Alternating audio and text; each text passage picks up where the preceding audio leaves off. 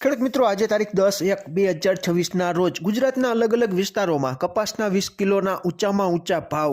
જામજોધપુર 1585, બાબરા 1625, સાવરકુંડલા 1612, જામનગર 1565, જેતપુર 1586, બોટાદ 1650, કાલાવડ 1565, માણાવદર 1660, મોરબી 1621, વાંકાનેર 1580, અમરેલી 1605, હળવદ 1670, જસદણ 1551, સિદ્ધપુર 1660, ઉનાવા 1609, વડાલી 1625, તળાજા 1575, પાલીતાણા 1580, રાજકોટ 1600, હિંમતનગર 1595, વિજાપુર 1600, વિસનગર 1628, ગોંડલ 1616, કડી 1596, ધ્રોલ 1571. ખેડૂત મિત્રો, આજે પણ ગુજરાતના ઘણા બધા વિસ્તારોમાં 1600 કે 1600થી વધારે અતિ સારો કપાસ હોય તો તેના 20 કિલોના ઊંચામાં ઊંચા ભાવ બોલાયેલા છે.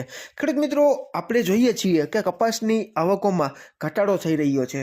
બીજું ઘણા બધા કારણો આપણે અવારનવાર વિડીયોમાં જણાવ્યા છે, એટલે તમારા સુધી ફરી રજૂ નથી કરતા. ટૂંકમાં અત્યારે તમારે કપાસ રાખવો કે વેચી નાખવો તે બાબતે ઘણા બધા અસંખ્ય ખેડૂત મિત્રોના ફોન આવે છે કે પરાશરાભાઈ શું કરવું, અમારે ભાગ્યા છે, ભાગમાં જમીન વાવવા આપી હતી, તે મજૂરો છે તે અત્યારે વેચવાની ઉતાવળ કરે છે અને ભાવ છે તે અમને અત્યારે મગજમાં નથી બેસતા, આમાં અમારે કરવું શું? હવે ખેડૂત મિત્રો, તેનો સંપૂર્ણ નિર્ણય તમારે લેવો જોઈએ, કારણ કે ભાગ્યાઓને અત્યારે વતનમાં જવાની ઉતાવળ હોવાથી ઘણા બધા ખેડૂત મિત્રોના ફોન આવે છે કે પરાશરાભાઈ આમાં શું કરવું, અમે નક્કી નથી કરી શકતા. હવે ખેડૂત મિત્રો, તમે હો કે હું હોઉં, બજારનું કંઈ નિશ્ચિત નથી હોતું. તમારી રીતે તમારે નિર્ણય લેવો જોઈએ કે મારે કપાસ રાખવો કે વેચી નાખવો, કારણ કે ભાગ્યા આમ જોઈએ તો આપણા પાર્ટનરશિપ છે, એટલે આપણા પાર્ટનરશિપનું આપણે માનવું પડે. જ્યાં સુધી ખેડૂત મિત્રો તમે તમારી રીતે નિર્ણય નહીં લઈ શકો ત્યાં સુધી સારી બજારનો લાભ તમે નહીં મેળવી શકો, કારણ કે અત્યારે ઢગલા બંધ ખેડૂત મિત્રો ફોન કરે છે કે આમાં શું રસ્તો કાઢવો, તમે કંઈક સુઝાવ આપો. હવે ખેડૂત મિત્રો, તમારે ભાગ્યમાં અત્યારે ખાસ કરીને ભાગમાં જે ખેતી કરતા હોય તેને સ્વાભાવિક છે કે પૈસાની જરૂરિયાત હોય, એટલે તમારે અને ભાગ્યાએ બંને બેસીને સમજી વિચારીને યોગ્ય રસ્તો છે તે કાઢવો જોઈએ, તો જ તેનું નિરાકરણ આવે.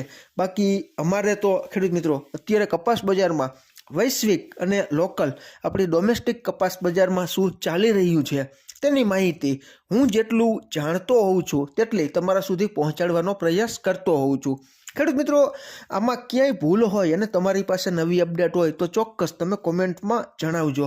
કપાસની વિશેષ માહિતી આવનારા વિડીયોમાં તમારા સુધી પહોંચાડવાનો નાનકડો પ્રયાસ કરીશ.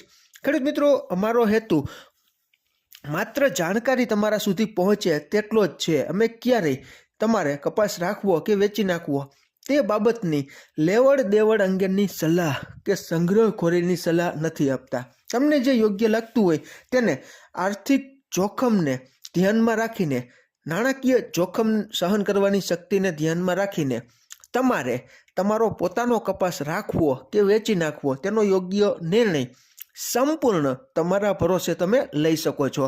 ફરી જ મળશું નવી જ માહિતી લઈને નવા જ આવનારા વિડીયોમાં. ત્યાં સુધી આપ જોડાયેલા રહો, માહિતગાર બનો, આગળ વધો. આભાર ખેડૂત મિત્રો.